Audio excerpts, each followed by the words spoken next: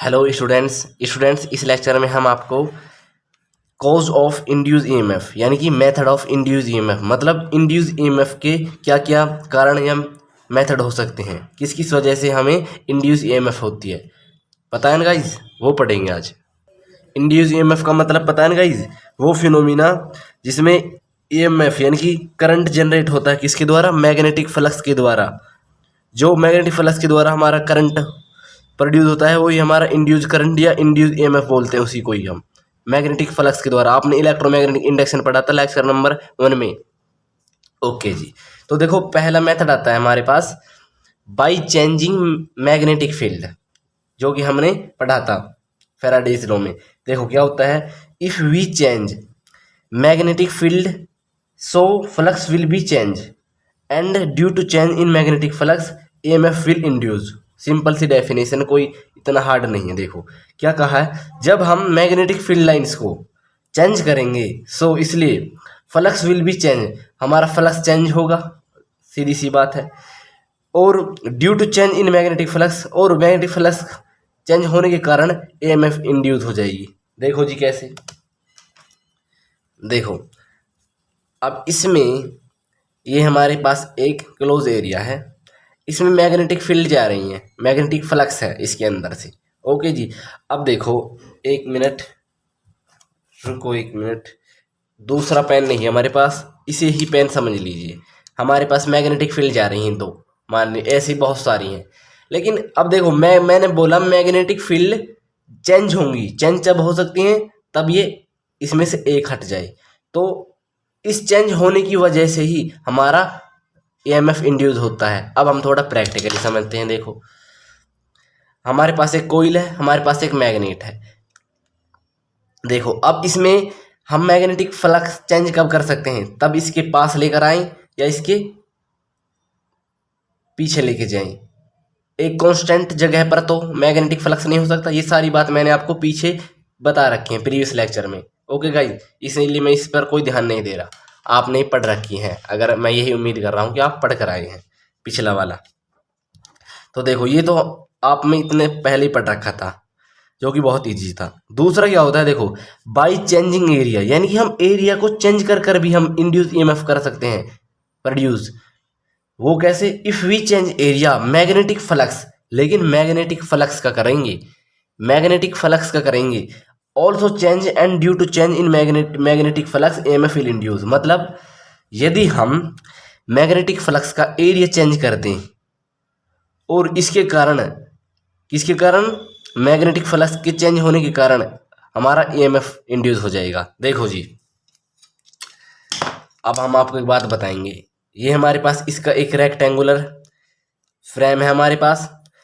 देखो इसमें मान लीजिए इस कंप्लीट में हमारा मैग्नेटिक फ्लक्स है, इसके अंदर से मैग्नेटिक फ्लक्स प्रोड्यूस हो रही हैं। ओके जी, लेकिन मैंने बोला चेंजिंग एरिया, अब चेंजिंग एरिया और मैग्नेटिक फ्लक्स प्रोड्यूस हो रही हैं। देखो इस कोइल के अंदर मैग्नेटिक फ्लक्स जा रहा है इस फ्रेम में से होते हुए और इस मैग्नेटिक फ्लक्स के अंदर। तो देखो अब इसमें एक मैंने क्या बोला है, इंड्यूस ईएमएफ कब होता है, तब वो चेंज होगा। लेकिन अब तो इसमें कंप्लीट इस पूरे में से ही जा रही हैं इस कोइल के अंदर, तो हमारा ईएमएफ इंड्यूस नहीं होगा। लेकिन तब हो सकता है अगर हम इस पूरे में से मान लीजिए हाफ में से ओनली इस वाले पोर्शन, इस नीचे वाले, यहाँ से नीचे वाले में, यहाँ से नीचे वाले में कर ही जाएं, ऊपर वाले में के नहीं जाएं, तो हमारा क्या होगा, यानी कि देखो 1 मिनट के लिए हमारा हटा, 1 मिनट के लिए लगा, ऐसे ऐसे करेंगे तो यानी कि एरिया को चेंज करते रहेंगे, कभी कम कभी ज़्यादा, तो उस दौरान मैग्नेटिक फ्लक्स प्रोड्यूस होगा।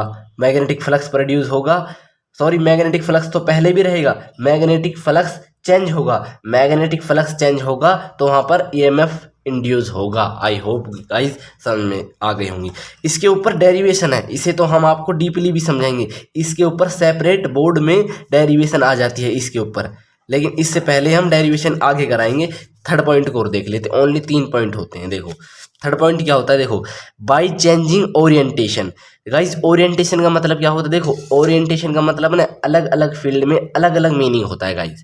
केमिस्ट्री में क्या होता है, केमिस्ट्री में ओरिएंटेशन का मतलब होता है जब हम रिएक्शन कराते हैं तो उस रिएक्शन में जो एटम्स आपस में टकराते हैं उन टकराने को ही हम ओरिएंटेशन बोलते हैं। लेकिन फिजिक्स में ऐसा नहीं है। फिजिक्स में ओरिएंटेशन का मतलब क्या होता है, फिजिक्स में ओरिएंटेशन का मतलब होता है यदि कोई भी किसी भी तरह का एंगल कौन या फिर डायरेक्शन किसी भी चीज़ की, मैग्नेटिक फील्ड हो, इलेक्ट्रिक फील्ड हो, रेडिएशन हो, रे हो, कोई भी हो, यानी कि उन डायरेक्शन का, उन सभी चीज़ों की डायरेक्शन का कम या ज़्यादा हो जाना, कम या ज़्यादा हो जाना उसे ओरिएंटेशन बोलते हैं। देखो कम या ज़्यादा कैसे हो सकती हैं गाइस, हम आपको हर चीज़ समझा कर मानेंगे, आप निश्चिंत रहिए। देखो ये एक रेक्टेंगुलर फ्रेम है हमारा, ऊपर से क्या आ रही है, मैग्नेटिक फील्ड आ रही है, यानी कि मैग्नेटिक फ्लक्स आ रहा है। मैग्नेटिक फ्लक्स मैग्नेटिक फील्ड अपने अंदर लाता है, ये बात जानते हैं आप। तो देखो ऐसे आ रही है मैग्नेटिक फ्लक्स, ऐसे आ रही है ऊपर से, आपको इस तरीके से बेहतरीन समझ में आएगा। देखो ऐसे आ रही है मैग्नेटिक फील्ड, ऐसे आ रही है। अब देखो अब फिलहाल ये हमारा रेक्टेंगुलर फ्रेम ओरिएंट नहीं कर रहा है। ओरिएंट कब करेगा, तब हमारी डायरेक्शन चेंज होती है। अब देखो जैसे ही ये ओरिएंट करेगा यानी कि घूमेगा तो हमारी मैग्नेटिक फील्ड जो इसके अंदर जा रही थी वो ऐसे ही बहुत सारी होती हैं। अब तो एक पेन है, आप इमेजिन करो कि ऐसे बहुत सारे मैग्नेटिक फील्ड हैं। तो अब तो इसमें कर जा रही हैं, लेकिन जब ये जैसे ये रोटेट करेगा तो इसके अंदर नहीं आएगा।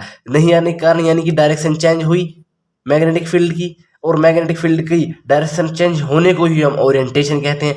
यानी ओरिएंटेशन, समझ में आई हुआ इस बात, ओरिएंटेशन होने से हमारा मैग्नेटिक फ्लक्स चेंज होता है। क्योंकि देखो कभी तो इस मेकर जा रहा है फ्लक्स मेकर, लेकिन कभी नहीं जाता इस मेकर रोटेट होने के बाद, है कि नहीं। तो यानी कि फ्लक्स चेंज होता है तो हमारा EMF भी इंड्यूस होगा, वही बात मैंने लिखी है। देखो if we change orientation of coil, यानी कि जब हम चेंज करेंगे कोइल के ओरिएंटेशन को, ये हमारी एक सर्कुलर फ्रेम था, ये हमने कोइल मानी थी। ओके गाइज, रेक्टेंगुलर भी होती है हालांकि सर्कुलर भी होती है, मान लीजिए रेक्टेंगुलर ही है। तो देखो जैसे हम इसे चेंज करते हैं तो हमारा फ्लक्स चेंज होता है। ओके गाइज, वही बात लिखी है, मुझे पता है आप समझ गए होंगे। Flux will change and due to change in flux EMF also induce, ये गाइज आप पता है, मुझे समझ गए होंगे आपकी बात। यानी कि फ्लक्स चेंज होने के कारण ही हमारा EMF इंड्यूस हो जाता है। ओके गाइज, ठीक है जी।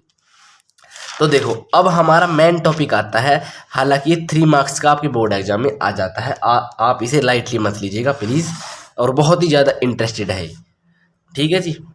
ओके जी, तो देखो सबसे पहले होता क्या है, देखो इसे हम मोशनल इलेक्ट्रोमैग्नेटिक इंडक्शन बोलते हैं कि मोशनल EMF बोलते हैं। यानी कि इसी टॉपिक को हम, ये वाला टॉपिक में आता है बाय चेंजिंग एरिया, यानी कि चेंजिंग एरिया इसमें होता है, इसका डेरिवेशन बन जाता है। क्यों बन जाता है, देखो बाय चेंजिंग मैग्नेटिक फील्ड, इसकी क्या डेरिवेशन हो सकती है, मैग्नेटिक फील्ड भाई सीधी सी बात है चेंज हो रही है। अब बाय ओरिएंटेशन, ओरिएंटेशन यानी कि एक सर्कुलर कोइल है या रेक्टेंगुलर कोइल है, वो हमारी डायरेक्शन को चेंज कर रही है, किसकी, मैग्नेटिक फील्ड, इलेक्ट्रिक फील्ड या कुछ भी, कोई भी डायरेक्शन हो किसी भी चीज़ की।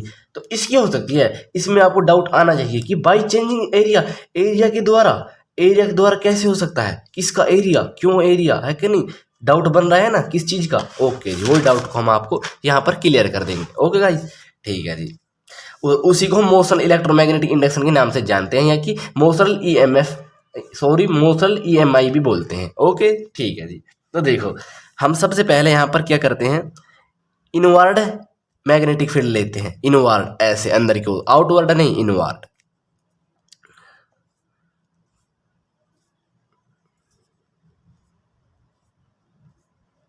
समझ में आ जाएगी, बहुत ही ज़्यादा इंटरेस्टेड टॉपिक है फ्रेंड्स, बहुत ही ज़्यादा, मैं आपसे फिर कह रहा हूँ इंटरेस्टेड है।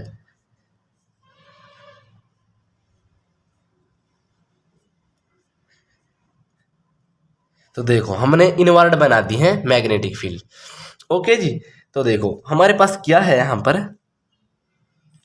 स्केल से बना लेते हैं, हमारे पास है तो स्केल,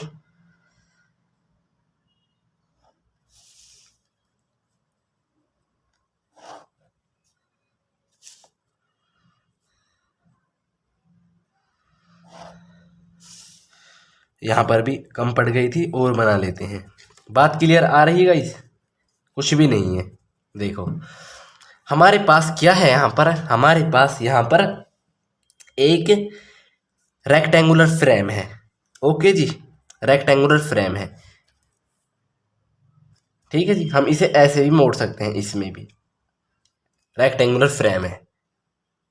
इसे अब नाम दे दीजिए प्यारा सा, इसे हम नाम देते हैं, ये ए हो गया, ये बी हो गया, ये सी हो गया और ये हमारा डी हो गया, A B C D. Okay जी, बताओ जी, बात क्लियर है। तो यानी कि हमारे पास एक यहाँ पर एक वायर है, हमारे पास यहाँ पर एक, और ये ना जो हमारा और बड़ा भी हो सकता है, कितना भी इन्फिनिटी हो सकता है। यानी हम तो एक इस तरीके से इसका परफॉर्मेंस निकाल रहे हैं, डेरिवेशन निकाल रहे हैं, इसका विस्तार कर रहे हैं कि ये इस तरीके से होता है। लेकिन हमें क्या पता है फिक्स है, इसलिए हम यहाँ पर आपकी तसल्ली के लिए मैंने यहाँ पर लगा दिया इसे एक स्ट्रिप। हालांकि ये ऐसे होता है, कुछ ऐसे, ठीक है जी, लेकिन होता रेक्टेंगुलर है। तो देखो यहाँ पर क्या है, यहाँ पर हमने एक स्लाइडिंग वायर लगा दिया, इसे बोलते हैं पी क्यू नाम दे दिया मैंने इसे। बताओ जी, बात क्लियर है, पी क्यू। ओके जी, पी क्यू नाम दे दिया मैंने इसे। और यहाँ से यहाँ तक इसकी ब्रेथ मैंने एक्स मान ली। बताओ गाइस, क्लियर है बात यहाँ तक? ओके जी गाइस, बहुत ज़्यादा गर्मी हो रही है यहाँ पर, चलो कोई नहीं। तो देखो ये हमारे पास इसकी लेंथ मान ली है मैंने। बात क्लियर है? आगे बढ़े, बताओ जी, ठीक है। तो देखो स्लाइडिंग वायर यानी कि स्लाइड कर रहा है, यानी आगे पीछे हो सकता है। लेकिन कुछ देर बाद ये हमारा ये वायर हमने यहाँ पर आ गया। ओके गाइज, यहाँ पर आ गया और इस हमारे एक पॉइंट को यहाँ पर मान लीजिए और यह डी वाले पॉइंट को यहाँ पर मान लीजिए। ओके जी, तो यानी कि ये पी क्यू वायर इसे स्लाइड करके आगे लेकर आ गए इसे हम। तो यानी कि ये हो गया हमारा पी डैश और ये हो गया हमारा क्यू डैश। बताओ जी, बात क्लियर है? इतना इजी समझ में आ रहा होगा। बताओ जी, चले आगे। और देखो यहाँ से जो इसने डिस्प्लेसमेंट किया है वो मान लिया मैंने डी एक्स। बताओ जी, और लेंथ तो सबकी सेम ही होगी, ये इसकी भी लेंथ एल है, इसकी भी लेंथ एल है। बताओ जी, चलो जी देखो अब करते हैं। देखो इतना बात आपको समझ में आ गया होगा। फ्लक्स लिंक्ड विद एरिया, देखो पहले मैं किसके लिए ले रहा हूँ, फ्लक्स लिंक, जो फ्लक्स जुड़ेगा किस एरिया से, पहले इसके लिए ले रहा हूँ मैं, जो हमारा स्लाइड नहीं कर रहा, जो फिक्स है हमारा। फिक्स तो ये है ना, ये स्लाइड कर रहा है, इसके लिए ले रहा हूँ मैं, इसके लिए। तो ये एरिया कौन सा है, B P Q C. Okay जी, बी पी क्यू सी। बताओ जी, ठीक है। तो देखो फ्लक्स लिंक्ड हो रहा, फ्लक्स का फॉर्मूला बताओ, फाई से डिनोट करते हैं। फ्लक्स का फॉर्मूला होता है बी ए कॉस थीटा। अब यहाँ पर थीटा क्या है, बताओ जी। थीटा किसके बीच में, मैग्नेटिक फील्ड और एरिया के बीच में। तो गाइस देखिएगा, एक मिनट, वो हमारा फ्रेम कहाँ गया, रेक्टेंगुलर फ्रेम था हमारा, सॉरी एक मिनट, हाँ देखो ये रहा, मिल गया। देखो हमारे पास एक रेक्टेंगुलर फ्रेम था, है कि नहीं, ऐसे इसमें इनवर्ड मैग्नेटिक फील्ड जा रही है अंदर से। ओके गाइस, अंदर से जा रही हैं मैग्नेटिक फील्ड, यानी इस तरीके से हैं।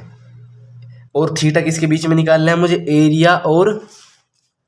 एरिया और मैग्नेटिक फील्ड। अब एक बात बताओ, एरिया है ये क्रॉस सेक्शन एरिया, हमेशा एरिया ऐसे होता है, कभी भी ये बात याद रखिएगा, एरिया ऐसे है, एरिया परपेंडिकुलर होता है ना अपनी सीट पर। तो देखो ऐसे हैं, और मैग्नेटिक फील्ड भी इसी डायरेक्शन में जा रही हैं, देखो इसी डायरेक्शन में।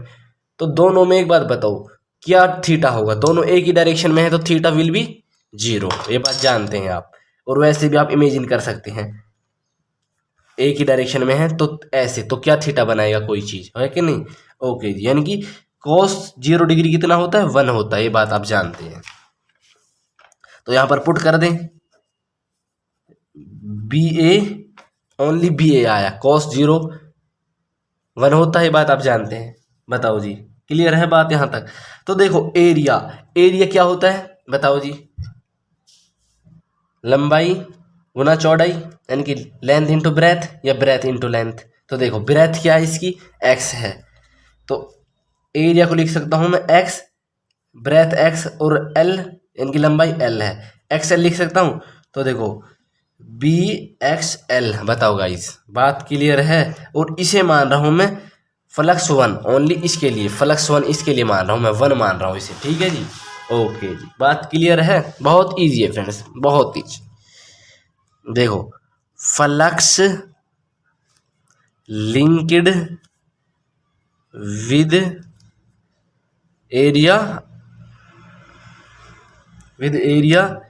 B P dash Q dash C, ये कौन सा एरिया है? देखो अब के तो मैंने ये वाला लिया था, ये वाला, लेकिन अब के इसे कंप्लीट ये वाला लेंगे, कंप्लीट ये वाला B P dash Q dash और सी, वही लिखा है मैंने, B P dash Q dash C. Okay जी, ठीक है जी, तो आगे बढ़ते हैं। इसे मान लेता हूं मैं फाई 2 बी ए होगा, क्योंकि थीटा तो सब में सेम ही होगा, यहाँ पर भी थीटा 1 ही होगा, इसलिए बी ए मान रहा हूं मैं। ओके, यहाँ पर एरिया क्या होगा? एरिया यानी कि ब्रेथ इंटू लेंथ या लेंथ इंटू ब्रेथ, आप जो मान लीजिए वो मान लीजिए, लेकिन होगा यही। ओके जी, यानी कि अब इस कंप्लीट इसकी ब्रेथ क्या होगी? एक्स और डी एक्स जुड़ जाएंगे दोनों, तो हम लिख सकते हैं इसे एक्स डी एक्स, लिख सकते हैं कि नहीं लिख सकते? ओके जी, तो एरिया की जगह मैं लिख सकता हूँ एक्स प्लस के D x. Okay guys, x plus के डी एक्स इंटू एल, बताओ जी गाइज लिख सकता हूँ ना? लेंथ तो सेम ही रहेगी, इसलिए लेंथ सेम ही है, तो यानी कि फाई टू और यहाँ पर एक ही जगह लिख रहा हूँ मैं friends, x plus D X into L. बताओ जी, क्लियर होगी बात यहाँ तक? कोई दिक्कत नहीं होगी, मुझे पता है। लेकिन अब मुझे निकालना है यहाँ पर बाई, मतलब चेंज इन फ्लक्स, चेंज कितना हुआ है फ्लक्स, फ्लक्स कितना चेंज होगा वही तो निकाल रहे हैं हम, एरिया के द्वारा हुआ था, है ना? एरिया भी हमने निकाल लिया, लेकिन और दोनों फ्लक्स भी निकाल लिए, चेंज हुआ फ्लक्स भी और कम चेंज यानी अनचेंज फ्लक्स भी, ज़्यादा फ्लक्स भी कम फ्लक्स भी। तो देखो हमारा फ्लक्स कितना चेंज हुआ है, देख तो वही लिखते हैं हम, change in flux, change in flux. Flux को चेंज मतलब किसी में कितना अंतर है, कैसे निकाल सकते हैं? अब एक बात बताओ, अब आप अपने बड़े से और अपनी उम्र में कैसे फ़र्क निकाल सकते हैं? जो आपसे बड़ा है उम्र में, उसकी उम्र में से अपनी उम्र को घटा से देते हैं, बात है कि नहीं? अपनी एज को उसकी एज में से घटाते, लेकिन किसकी एज में से? जो बड़ा है। अब बड़ा है जो, उसी की में से घटाएंगे ना। बड़ा कौन सा है? देखो बड़ा हमारा फाई 2 है, क्योंकि फाई 2 इस कंप्लीट का फ्लक्स था, हमारा फाई 1 तो इस हाफ का था इसका। ओके जी, यानी कि हमारा फ्लक्स आएगा मेन फ्लक्स, जो हम फ्लक्स निकालने जाते हैं, जो चेंजिंग फ्लक्स है वो आएगा। बताओ गाइस, तो देखो, और इसके लिए चेंज फ्लक्स के लिए हम डी लगा रहे हैं, क्योंकि चेंज फ्लक्स है, चेंज के लिए मुझे पता है, आपने मैंने आपको बताया डी लगा देते हैं। ओके गाइज, तो फाई 2 जो कि ज़्यादा है, फाई 1 जो कि कम है, ज़्यादा में से कम को घटा दिया मैंने। ओके, तो वैल्यू पुट कर देते हैं यहाँ पर, डी फाई 2 की वैल्यू कितनी है बताओ गाइज? फाई 2 की वैल्यू है B X D X into L, और फाई 1 की वैल्यू कितनी है? B X L. ओके जी, ठीक है जी, तो डी फाई मल्टीप्लाई करते हैं, पहले एल की करते हैं इसके अंदर, बी को ऐसे के ऐसे ही रहने देते हैं, तो क्या होगा बताओ जी? X L D X L, okay जी, और माइनस बी एक्स एल। बताओ गाइज, बात क्लियर है यहाँ तक? कोई दिक्कत नहीं होगी ना? तो अब बी को मल्टीप्लाई कर लेते हैं, बी एक्स एल, बी को मल्टीप्लाई कर दिया हमने, और अब इस बी को अंदर करते हैं। देखो पहले बी लिखता हूँ मैं, उसके बाद एल लिखता हूँ, उसके बाद डी एक्स लिखता हूँ, हालांकि बात एक ही है, आप बी डी एक्स एल भी लिख सकते हैं, लेकिन होगा सब चीज़ है 2 इंटू, यानी कि 2 गुना 3 होगा 6, या 3 गुना 2 होगा 6, बात आप जानते हैं, और माइनस के बी एक्स एल, देखो प्लस का B X L minus B X L cancel out हो जाएंगे, और डी फाई ऐसे के ऐसे ही हमारा चलता आ रहा है। देखो डी फाई क्या बचा, बी एल डी एक्स। बात क्लियर है यहाँ तक? बताओ जी। देखो अब मैं क्या कर रहा हूँ यहाँ पर, इतना तो आपको समझ में आ गया। मैं डिवाइडिंग कर रहा हूँ, dividing both side by D T. देखो गाइस, मैं डी टी के द्वारा इसे क्यों डिवाइड भाग दे रहा हूँ, इसलिए दे रहा हूँ इस दोनों साइड को, क्योंकि इस तरफ से तो हमें क्या बनाना है, क्योंकि हमें ईएमएफ निकालना है ना। चेंजिंग एरिया तो हो रहा है, लेकिन उस एरिया के लिए क्यों चेंज कर रहे हैं, क्योंकि हमें ईएमएफ निकालना था। ईएमएफ जब ही बन सकता है हमारा जब इसे D phi by D T क्या होता है, ईएमएफ होता है। प्रीवियस लेक्चर आप पढ़ कर आए हैं। तो देखो डिवाइड कर देंगे D phi by D T, यहाँ पर भी बी एल डी एक्स और डी टी। बताओ जी स्टूडेंट्स, अब एक बात बताइए, आपने ये फॉर्मूला तो हमें पढ़ा है, D phi by D T किसके बराबर होता है, ईएमएफ के बराबर होता है। बताओ जी, D phi by D T होता है ना, और यहाँ पर नेगेटिव होता है, क्योंकि हमारा फ्लक्स हमारा अपोज करता है ईएमएफ को, या ईएमएफ अपोज करती है फ्लक्स को, जैसे आप समझो। इसलिए अपोज करने के लिए वहाँ पर माइनस लगा लेते हैं। तो देखो इस माइनस को हम यहाँ पर ला सकते हैं, लेकर आ गया मैं। तो यहाँ पर कंप्लीट क्या बचा, D phi by D T. अब इस माइनस को हटाने के लिए मैं यहाँ पर मोड लगा देता हूँ। मॉडुलस क्या होता है, मॉडुलस हमेशा हर चीज़ नेगेटिव को उसे पॉजिटिव देता है। तो यहाँ पर कंप्लीट बना हमारा E mod D phi by D T. ये माइनस इस मोड ने कैंसिल आउट कर दिया, ये मोड दिखा रहा है कि इसमें भाई ये नेगेटिव था, इसलिए मोड यहाँ पर लगा चुका हूँ मैं। ओके जी, ठीक है जी। तो देखो अब D phi by D T, इसकी वैल्यू क्या है, ये है, इसकी वैल्यू ये है, तो यहाँ पर मैं ई पुट कर सकता हूँ। ओके जी, तो देखो ई मोड, ओके, और ये हाँ यहाँ पर एज इट इज रहेगा, बी एल आ गया। देखो D x by D T, D x क्या था हमारा, डिस्प्लेसमेंट था। डिस्प्लेसमेंट पता है ना गाइस, डिस्प्लेसमेंट और डिस्टेंस में क्या फ़र्क होता है। डिस्टेंस की शॉर्टेस्ट लेंथ को ही हम डिस्प्लेसमेंट बोलते हैं गाइस, ठीक है। वो मैंने आपको पहले पढ़ा रखा, अगर कंटिन्यूस मेरे लेक्चर देखते आ रहे हैं तो। Displacement over time D T, देखो डी से डी कैंसिल आउट हो जाएंगे, एक्स और D time, displacement over time क्या होता है, वेलोसिटी होता है। वेलोसिटी का फॉर्मूला होता है, वेलोसिटी आ गई यहाँ पर। बताओ जी, बात क्लियर है कि नहीं। यानी कि ई हमारा बी एल वी, यानी कि यही हमारा मोशनल ईएमएफ है सॉरी, यही हमारा मोशनल ईएमएफ है, इसी को ही बोलते हैं हम, ई से ईएमएफ। बताओ गाइस, बहुत इजी है ना सब कुछ, है कि नहीं, बताओ। तो स्टूडेंट्स इस लेक्चर में इतना ही, तब तक के लिए हमारे चैनल को शेयर सब्सक्राइब लाइक प्लीज़ कराना भूलिएगा।